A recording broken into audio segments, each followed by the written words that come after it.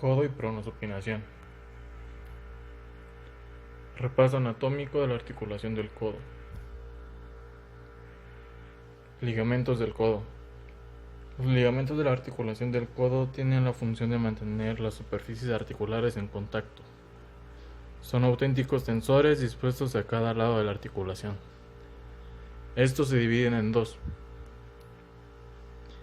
El ligamento colateral cubital, que está conformado por 3 haces. El anterior, que es el número 1 ilustrado en la imagen, cuyas fibras más anteriores refuerzan el ligamento anular del radio. Un haz medio, que está representado por el número 3, es el más potente de estos. Un haz posterior, ilustrado por el número 4 en la imagen, o también conocido como ligamento de Bardinet, es reforzado por las fibras transversales del ligamento de Cooper.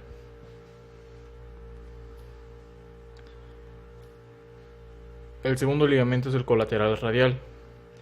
Este también dividido en 3 haces, uno anterior, ilustrado por el número 10 en la imagen, que refuerza el ligamento anular por delante. Un haz medio, que refuerza el ligamento anular por detrás, ilustrado con el número 11 en la imagen, y un haz posterior, ilustrado por el número 12.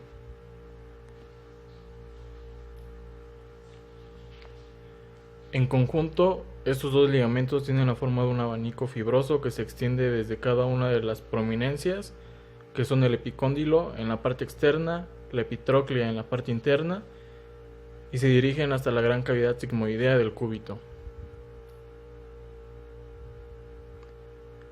El modelo mecánico del codo.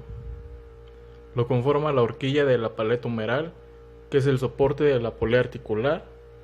El semianillo, que es la gran cavidad sigmoidea, está unido al brazo de palanca antebraquial y que se encaja en la polea. 3. El sistema ligamentoso, que está representado por dos tensores de color verde unidos al simula el antebrazo con los dos extremos del eje XX' de la polea. Debe entenderse que este sistema tensor tiene doble funcionalidad. El primero es la coaptación articular y el segundo es impedir cualquier movimiento de lateralidad.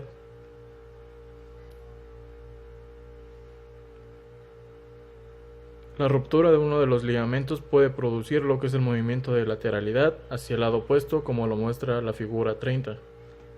Así pues, se entiende que este es el mecanismo habitual de luxación de codo, que en primera fase es un esguince grave del codo por ruptura del ligamento lateral interno. Huesos. Los huesos que componen el codo son el húmero, que es el hueso del brazo, el cúbito, que es el hueso más grueso a nivel del codo del lado opuesto del pulgar, y el radio, que es el hueso más delgado del mismo lado del pulgar. El codo está compuesto por 3 articulaciones. La húmero-radial, que tiene como función distribuir las fuerzas de carga que soporta el codo. La húmero-cubital, que su función es permitir doblar y extender el codo. Y la radiocubital, que su función es permitir la pronación y supinación, es decir, llevar la palma de la mano hacia arriba o hacia abajo. Los músculos que van a hacer flexión de codo va a ser el bíceps braquial, que su origen va a ser la porción larga en el tubérculo supraglenoideo y en el rodete glenoideo, y la porción corta va a ser en el vértice de la apófisis coracoides del omóplato por el tendón común coracobicipital, y su inserción va a ser común en la tuberosidad bicipital del radio y expansión hacia la parte interna de la aponeurosis antebraquial. Su acción va a ser la flexión del antebrazo sobre el brazo, y va a ayudar en la supinación del antebrazo cuando el supinador corto esté paralizado. Es posible la supinación gracias al bíceps, siendo su acción más importante con el codo flexionado en 90 grados.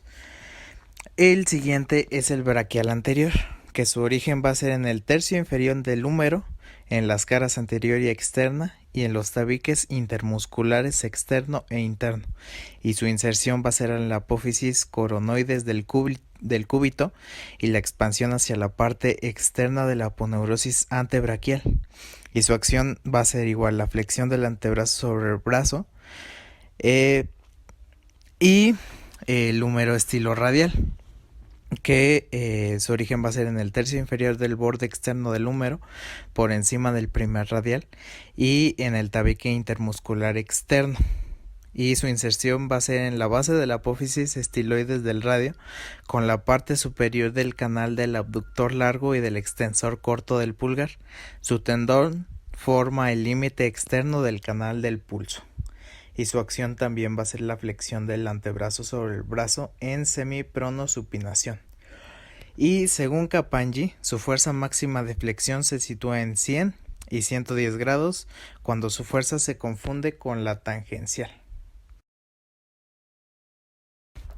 Los músculos que van a hacer extensión de codo van a ser el tríceps braquial, que va a estar constituido por 3 cabezas, la porción larga, que va a ser su origen en el tubérculo infraglenoideo y tendón del dorsal mayor, el vasto externo, mitad superior de la cara posterior del húmero, cerca del borde externo, y el vasto interno, la cara posterior del húmero en una zona situada bajo el canal radial y tabiques intermusculares externo e interno, y su inserción va a ser común con el tendón tricipital en la parte posterior de la cara superior del olecranon y en sus caras laterales, así como en la aponeurosis antebraquial. Y también va a estar el anconio, que se extiende de la cara posterior del epicóndilo a la posterior del cúbito en su cuarto superior y a la externa del olecranon. Y su acción de los dos va a ser extender el antebrazo sobre el brazo. Cada cabeza del tríceps, independientemente de las otras, ejerce la extensión del codo. A veces los bastos lo extienden en mayor medida que la porción larga. La supinación va a estar conformada por los músculos supinador corto y el bíceps braquial. El supinador corto va a estar constituido por 2 fascículos y su origen va a ser en el fascículo superficial, el tendón común de los epicondilios en la cara anterior del epicóndilo y la cresta supinatoria del cúbito, y el fascículo profundo en la fosa bicipital.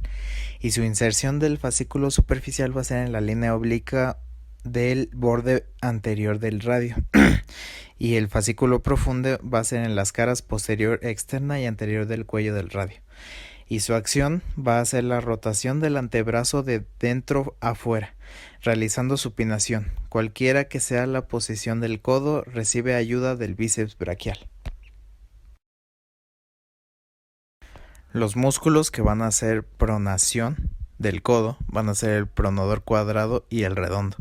El pronodor redondo va a tener su origen por 2 cabezas, la cabeza humeral, que va a ser en el tendón común de los epitrocleares en la cara anterior de la epitróclea y en la aponeurosis antebraquial, y la cabeza coronoidea en la apófisis coronoides y en el tendón del braquial anterior.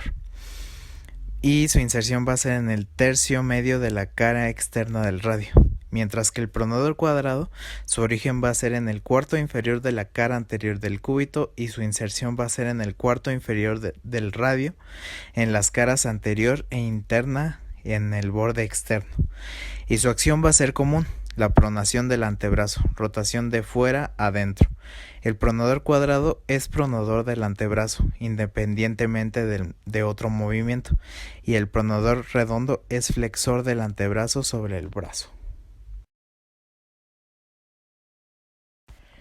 El codo es la articulación intermedia del miembro superior, al realizar la unión mecánica entre el primer segmento, el brazo, y el segundo segmento, que es el antebrazo.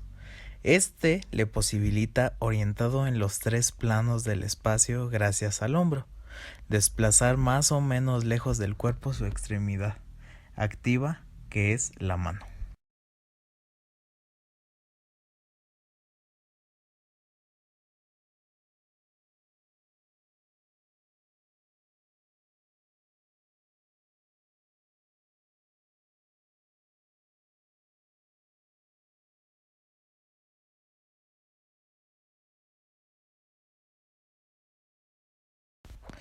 Podría afirmarse entonces que la flexión de la articulación del codo es fundamental para la función de la alimentación.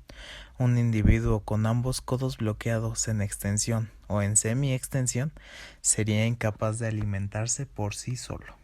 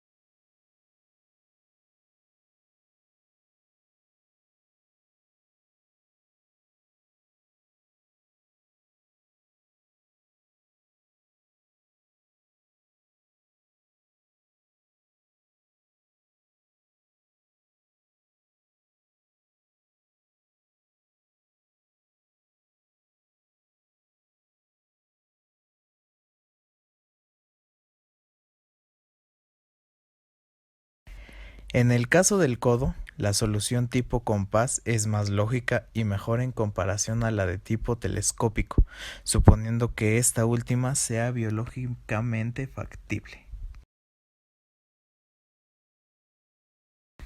Se denomina paleta humeral a la porción inferior del húmero, aplanada de adelante a atrás y en cuyo borde inferior se localizan las superficies articulares, tróclea y cóndilo. Es importante conocer la estructura y la forma de esta paleta humeral para comprender la fisiología del codo.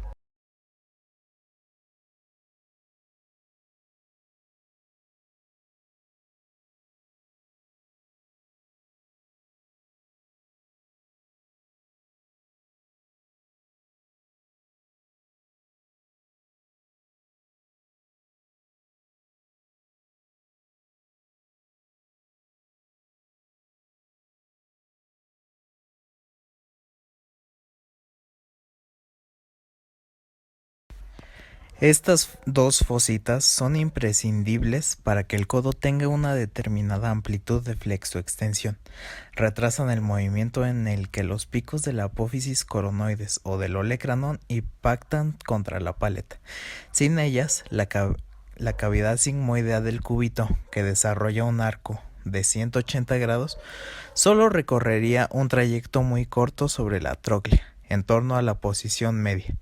En ocasiones, estas fositas son tan profundas que la delgada lámina ósea que las separa se perfora. Es entonces cuando contactan entre sí, como en una bicicleta. Sea como fuere, la sólida estructura de la paleta se localiza a cada lado de las fositas, conformando dos pilares divergentes, delimitados por dentro por la epitróclea, por fuera por el epicóndilo y en su intervalo. Contienen el conjunto anticular cóndilo-troclear. Es esta estructura en horquilla la que permite la reducción y sobre todo la correcta inmovilización de las fracturas de la porción inferior del húmero.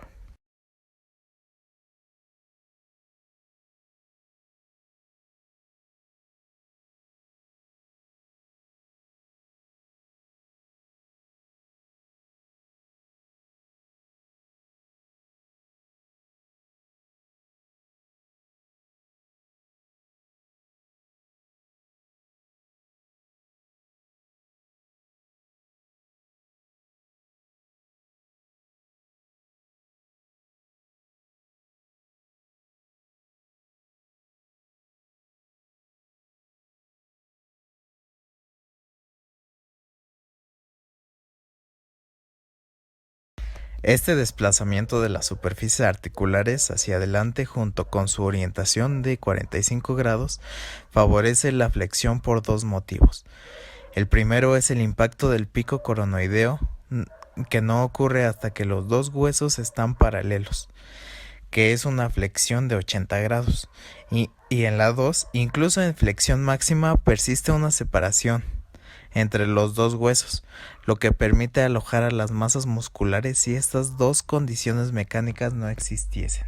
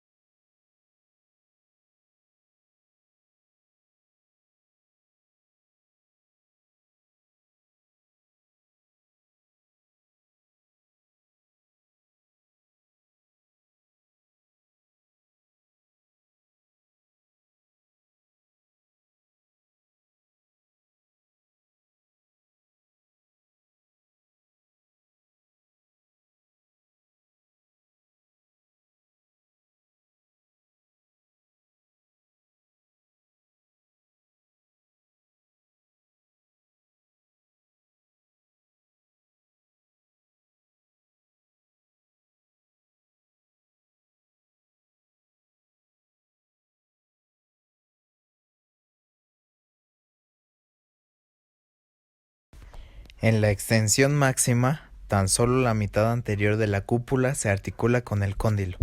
De hecho, la superficie cartilaginosa del cóndilo se interrumpe en el límite inferior de la paleta humeral y no asciende por detrás.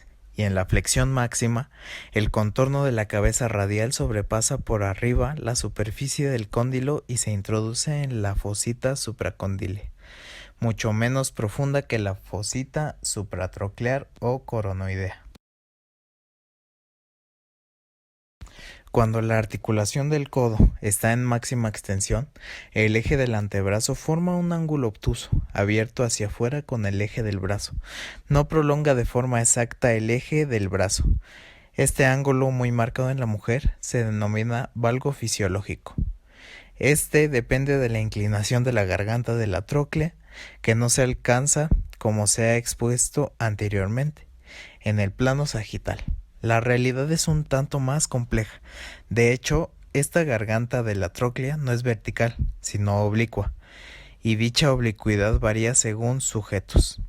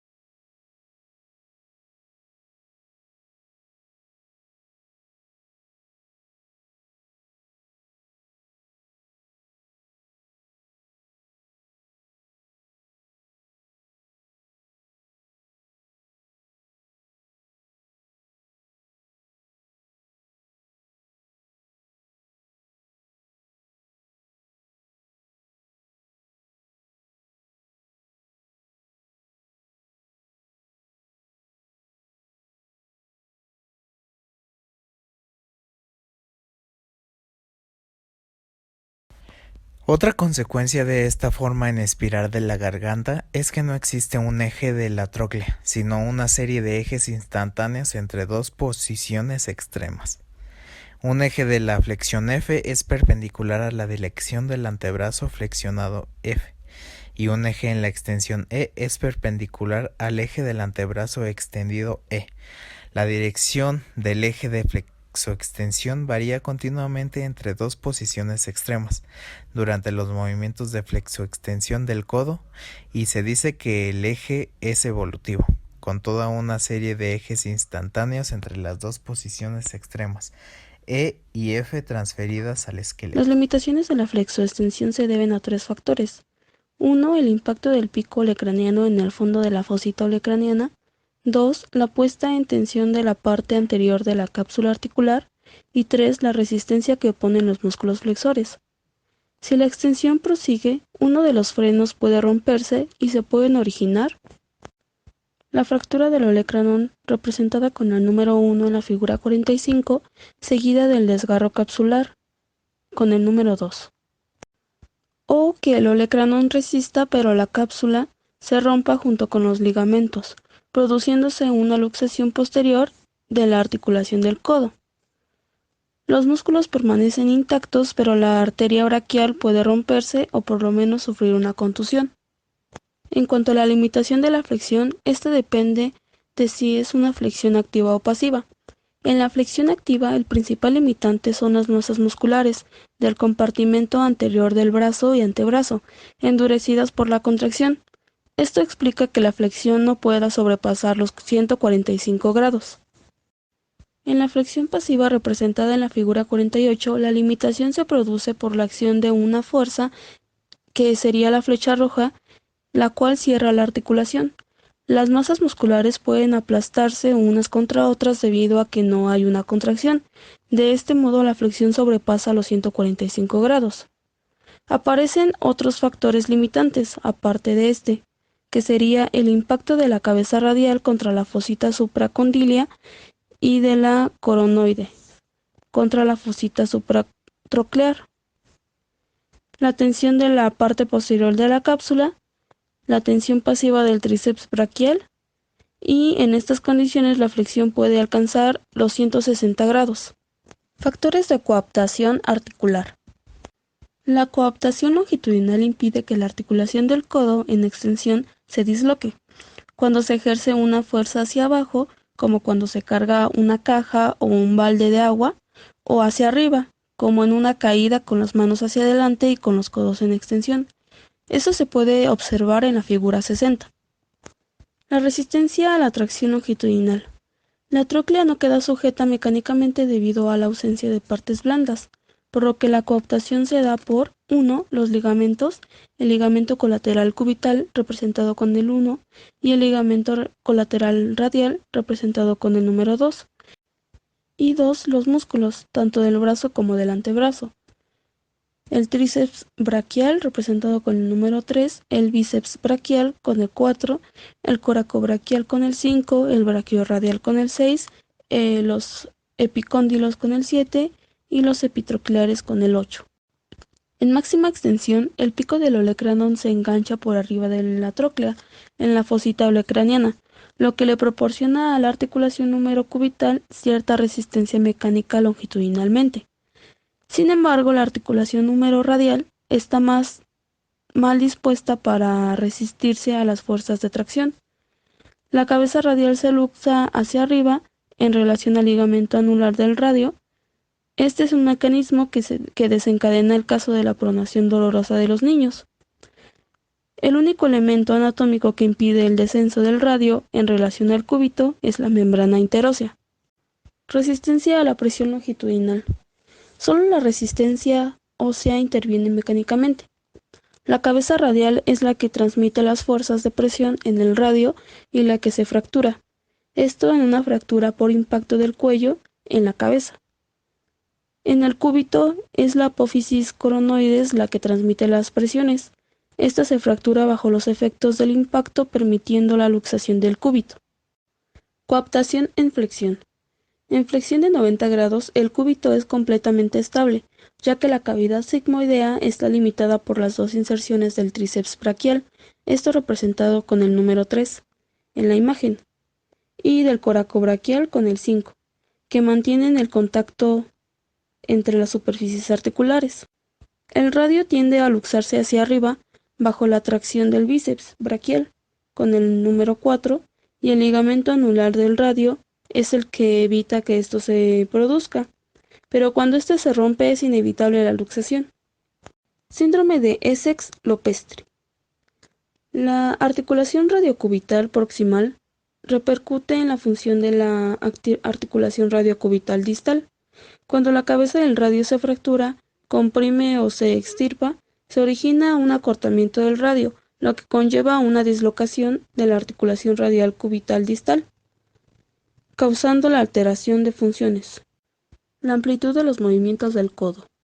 La posición anatómica corresponde a la extensión completa.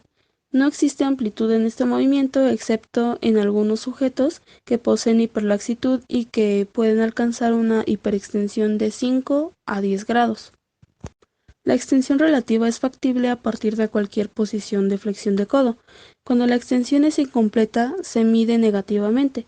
Por ejemplo, una extensión de menos 40 grados corresponde a un déficit de 40 grados de extensión, quedando el codo flexionado a 40 grados al intentar extenderlo completamente. En la figura 70, el déficit de extensión es de menos y, la flexión es de más x, df significa déficit de flexión y el recorrido útil de flexoextensión es x menos y. La flexión es el movimiento que dirige el antebrazo hacia adelante. La amplitud de la flexión activa es de 140 a 145 grados y la amplitud de la flexión pasiva es de 160 grados. Las referencias clínicas de la articulación del codo. Los 3 puntos de referencia visibles y palpables del codo son 1. La epitróclea por dentro, 2. El olecranon en la línea media y 3. El epicóndilo por fuera. En extensión de codo, estos 3 puntos están alineados en una horizontal Entre el olecranon, representado con el número 2 en la imagen, y la epitróclea con el 1, está la corredera epitroclear olecraniana, por donde pasa verticalmente en la flecha blanca el nervio cubital. En el lado externo, debajo del epicóndilo representado con el número 3, pueden palparse el giro de la cabeza radial durante los movimientos de pronosupinación. En una flexión de codo, los puntos de referencia forman un triángulo equilátero, situados en el plano vértico frontal, tangente a la cara posterior del brazo. En la luxación de codo estas referencias se modifican. En extensión el olecranon asciende por arriba de la línea epicóndilo-epitróclea y en flexión el olecranon retrocede por detrás del plano frontal. Eficacia de los grupos flexor y extensor. La posición funcional y posición de inmovilización del codo se definen como flexión de 90 grados y pronosupinación neutra.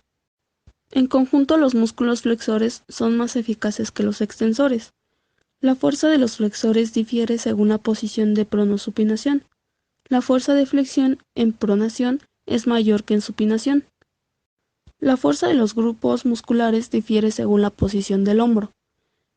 Cuando el brazo está vertical por arriba del hombro, la fuerza de extensión es de 43 kilogramos. La fuerza de flexión es de 83 kilogramos. Cuando el brazo está en flexión de 90 grados, la fuerza de extensión es de 37 kilogramos y la de flexión es de 66 kilogramos. Cuando el brazo está vertical a lo largo del cuerpo, la fuerza de flexión es de 52 kilogramos y la de extensión es de 51.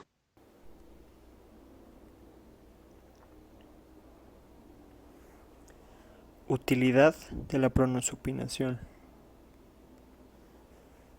Entre los 7 grados de libertad que comporta la cadena articular del miembro superior, del hombro a la mano, la pronosupinación es uno de los más importantes, ya que es indispensable para el control de la actitud de la mano. De hecho, este control permite la colocación óptima de la mano para alcanzar un objeto en un sector esférico de espacio centrado en el hombro y llevarlo a la boca. La pronosupinación es por lo tanto indispensable para la función de alimentación. También permite que la mano alcance cualquier punto del cuerpo con una finalidad de protección o de higiene. Se trata de la función de aseo. Además, la pronosupinación desempeña un papel esencial en todas las acciones de la mano y en particular durante el trabajo. Gracias a la pronosupinación, la mano puede sujetar una bandeja o un objeto en supinación o bien comprimir un objeto hacia abajo o incluso apoyarse en pronación. También permite realizar un movimiento de rotación en las presas centradas y rotativas, como cuando se utiliza un desatornillador en el que el eje del utensilio coincide con el eje de pronosupinación. Merced a la oblicuidad de la presa, con toda la palma de la mano en contacto de los mangos, la pronosupinación modifica la orientación de la herramienta a través del mecanismo de la rotación cónica. A consecuencia de la simetría de la mano, el mango puede situarse en el espacio sobre un segmento de cono centrado por el eje de pronosupinación, de modo que el martillo golpea el clavo bajo una incidencia regulable.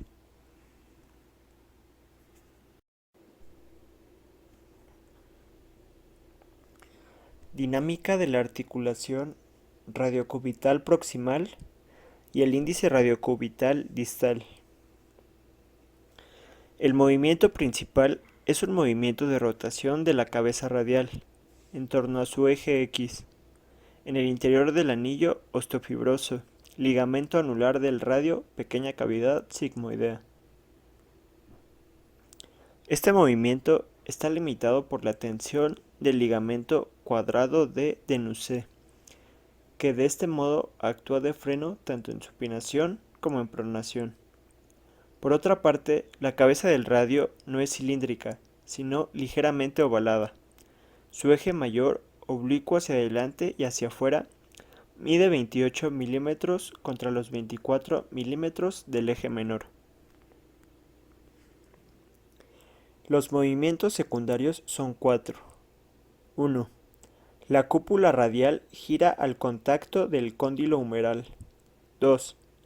El bisel radial se desliza bajo la zona conoide del trocleo humeral. 3. El eje de la cabeza radial se desplaza hacia afuera durante la pronación. 4.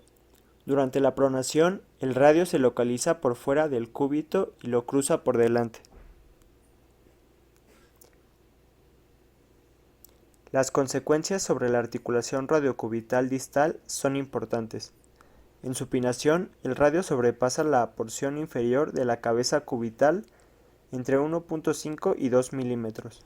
En pronación, el acortamiento relativo del radio hace que la cabeza cubital sobrepase 2 milímetros, lo que no tiene consecuencias en las muñecas normales.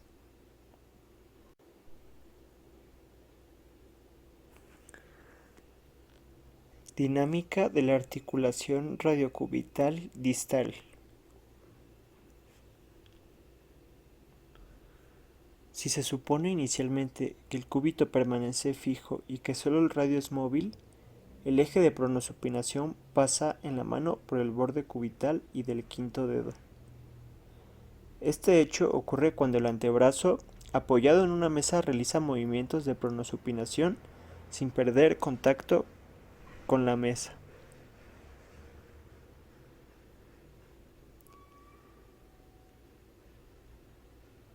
El movimiento principal es una rotación de la porción distal del radio en torno al cúbito. Esta visión inferior muestra la superficie articular distal del radio y cúbito tras una ablación del carpo y del ligamento triangular. La amplitud de la supinación es de 90 grados y la amplitud de la pronación es ligeramente menor a 85 grados.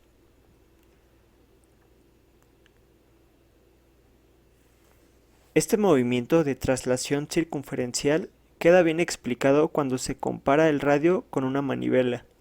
Partiendo de la supinación, la rama superior, el mango de la manivela representa la cabeza del radio y efectúa una rotación sobre el eje longitudinal. Mientras que la pronación, el movimiento de la rama inferior es una traslación circunferencial, es decir, una rotación combinada con un desplazamiento en una trayectoria circular. La posición neutra es la de máxima congruencia. La supinación y la pronación son entonces posiciones de relativa incongruencia. En pronación y supinación máximas, el ligamento triangular está parcialmente distendido. Sin embargo, la membrana interósea está tensa. En posición de máxima estabilidad, próxima a la posición neutra, el ligamento triangular está tenso y la membrana interósea está distendida, excepto si los músculos que se insertan en ella tensan de nuevo al contraerse. Resumiendo, puede afirmarse que la coaptación de la articulación radiocubital distal está garantizada por dos formaciones anatómicas: la membrana interósea, cuya función es primordial aunque se subestima, y el ligamento triangular. El eje de la pronosupinación. Hasta el momento se ha tratado aisladamente la fisiología de la articulación radiocubital distal, pero es fácil entender que existe una pareja funcional entre la articulación radiocubital distal y la articulación radiocubital proximal, ya que ambas están mecánicamente unidas de modo que una no puede funcionar sin la otra. Esta pareja funcional se localiza en dos niveles, el de los ejes y el de la congruencia. Las dos articulaciones radiocubitales son coaxiales. Su funcionamiento normal necesita que el eje de una sea la prolongación del eje de la otra, sobre una misma recta XX, que constituye la charnela de pronosupinación y pasa por el centro de las cabezas cubital y radial. En definitiva, no existe una pronosupinación, sino varias pronosupinaciones, de las que la más habitual se efectúa sobre un eje que pasa por el radio y en torno al cual giran los dos huesos. El eje de pronosupinación, generalmente distinto de la charnela de pronosupinación, es un eje sin materializar, variable y evolutivo. Que este eje de pronosupinación esté sin materializar y no permanezca fijo no significa en modo alguno que no exista. El hecho de que la pronosupinación sea una rotación permite reducir con exactitud que el eje de pronosupinación existe, real aunque inmaterial, y que se confunde con la charnela de pronosupinación excepcionalmente. Pero su posición en relación al esqueleto depende tanto del tipo de pronosupinación como de su estado en cada instante. Músculos motores de la pronosupinación. Para poder entender la forma de actuar de los músculos motores, debe analizarse desde un punto de vista mecánico la forma del radio. Está conformada por 3 segmentos que conforman una manivela. La parte A es el cuello segmento superior, que es oblicuo hacia abajo y hacia adentro. Parte B es un segmento medio, que es la porción media de la diáfisis, que es oblicuo hacia abajo y hacia afuera. El C es un segmento medio inferior, oblicuo hacia abajo y hacia adentro. En el vértice de la porción media del radio se encuentra la tuberosidad bicipital, lugar de inserción para bíceps braquial. Aquí se dibuja la curva supinadora. En el vértice del segmento medio y el segmento inferior es el punto de inserción del músculo pronador redondo, y aquí se dibuja la línea pronadora del radio. Cabe recalcar también que el eje XX', o más bien eje de pronosupinación, pasa por los extremos de las ramas, segmentos del radio, por lo que los vértices se ubican en ambos lados del eje XX'. Para mover esta manivela existen 2 formas de hacerlo. Desenrollar un tractor enrollado en una de las ramas. Tirar del vértice de una de las curvas mencionadas anteriormente. Así pues, de esta forma actúan los músculos pronosupinadores. Músculos motores de la supinación. Músculo supinador. Este músculo enrollado en el cuello del radio se inserta en la fosa supinadora del cúbito. Actúa al desenrollarse. Bíceps braquial. Se inserta en la curva supinadora a la altura en la tuberosidad bicipital.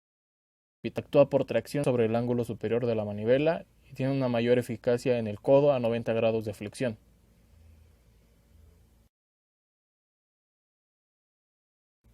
Músculo pronador cuadrado. Enrollado en torno al extremo inferior del cúbito, desenrolla el cúbito con respecto al radio. Músculo pronador redondo. Se inserta en el vértice de la curva pronadora y actúa por tracción en el ángulo inferior de la manivela. Alteraciones mecánicas de la pronosupinación. Esta puede ser por la fractura de los 2 huesos del antebrazo. El desplazamiento de los fragmentos difiere según la localización de las líneas de fractura. Está condicionada por las acciones musculares. Si la línea de fractura entra, el desplazamiento será menor. La pronación del fragmento inferior la realiza exclusivamente el músculo pronador cuadrado. La supinación del fragmento superior es moderada por el músculo pronador redondo. Si la línea de fractura radial se localiza en el tercio superior, separará los fragmentos sobre los que actúa el músculo con la misma función. Músculos supinadores en el fragmento superior, músculos pronadores en el fragmento inferior. En un desplazamiento máximo, el fragmento superior estará en máxima supinación y el fragmento inferior estará en máxima pronación. Luxaciones de las articulaciones radiocubitales. Efecto del acortamiento relativo del radio. El funcionamiento de la articulación radiocubital distal puede verse perturbado por un acortamiento relativo del radio. Esto puede deberse por un crecimiento insuficiente tras la salida o por la enfermedad de Mendeleev,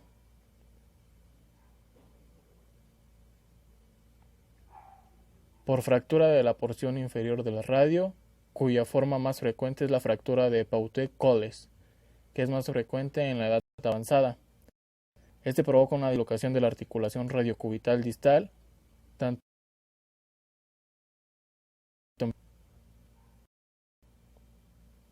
en estado normal. Los ejes de la superficie radial y cubital se confunden. Los dos huesos separados permiten apreciar sus superficies en concordancia. Cuando se unen, se adaptan perfectamente el uno al otro. Cuando el fragmento epifisiario del radio bascula hacia atrás, el eje de la superficie radial con el de la superficie cubital forman un ángulo abierto hacia abajo y hacia atrás. Las dislocaciones permanentes comprometen gravemente la pronosupinación.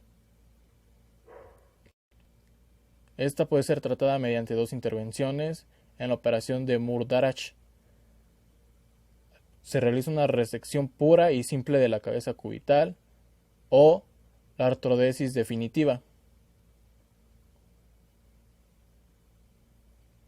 Luxación de la articulación radiocubital proximal. Su homólogo es la fractura Montegia. Se asocia a una fractura de la diáfisis cubital por impacto directo y una luxación anterior de la cabeza radial. Se debe estabilizar la cabeza debido a la tracción del músculo bíceps braquial en posición normal, reconstruyendo quirúrgicamente un ligamento anular. Luxación de la articulación radiocubital distal, llamada también fractura de Galeazzi. Su tratamiento es complicado debido a la inestabilidad persistente de la articulación luxada. Compensaciones y posición funcional. Se supina con el antebrazo, como cuando se gira una llave en una cerradura, pues no existe otra posibilidad de realizar la supinación más que por rotación longitudinal del antebrazo. Se prona el hombro. En el caso de la pronación, la acción de los músculos pronadores puros puede compensarse con una aducción de hombro. Con 90 grados de aducción de hombro se logra una pronación normal de 90 grados en la mano. Posición funcional. En el caso de la pronosupinación, esta se encuentra la posición neutra o semipronación, que concuerda con 30 a 40 grados de pronación. Dicha posición corresponde a un equilibrio muscular antagonista, por lo tanto, con el mínimo gasto muscular posible. Prueba del camarero. Este permite efectuar un diagnóstico de supinación máxima. Si puede llevarse en una bandeja un vaso lleno sin derramarlo, se puede estar seguro de que no existe ningún déficit de supinación, movimiento importante para numerosos actos de la vida cotidiana como la alimentación.